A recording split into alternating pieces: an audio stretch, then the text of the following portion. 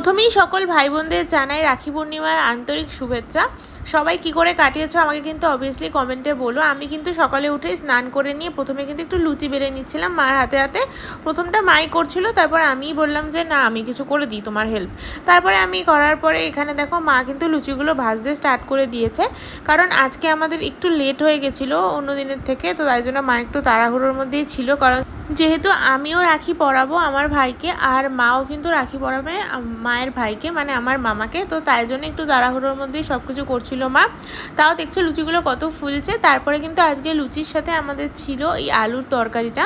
এই আলু চচ্চড়িটা কিন্তু মা খুব ভালো বানায়, আর আমার মামা এবং আমার ভাই দুজনেই খুব ভালো খায়, তো তাই জন্য মা এটা বানিয়েছিল। তারপরে তোমাদের সাথে আমি মিষ্টিগুলো শেয়ার করলাম। আজকে আমাদের রাখি পূর্ণিমার উদ্দেশ্যে যে মিষ্টিগুলো আনা হয়েছিল সেই মিষ্টিগুলো তোমাদের সাথে শেয়ার করলাম।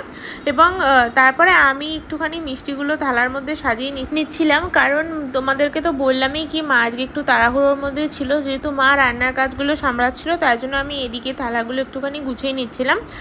তো তোমরা আজকে কে কে নিজেদের ভাই বা দাদাদের রাখি পরিয়েছো, আর কে কে পরাতে পারোনি কোনো কারণের জন্য আমাকে একটু কমেন্টে জানিও, তো আমার শুনলে কিন্তু ভালোই লাগবে। তারপরে দেখো এখানে আমার প্লেট সাজানো একদম কমপ্লিট হয়ে গেছে, আর তোমাদের সাথে আমি ফাইনাল লুকটা শেয়ারও করে দিচ্ছি। একটা হচ্ছে আমার ভাইয়ের জন্য আর একটা হচ্ছে মামার জন্য। তো দেখো এখানে আমি রাখির প্লেটটাও সাজিয়ে নিয়েছি প্রদীপ জ্বালিয়ে, তারপরে ধান দুব্ব দিয়ে সমস্ত কিছু দিয়ে কিন্তু আমি সাজিয়ে ফেলেছি। তো প্রথমে কিন্তু মা রাখি পরালো মামাকে, তো তোমরা দেখতে থাকো।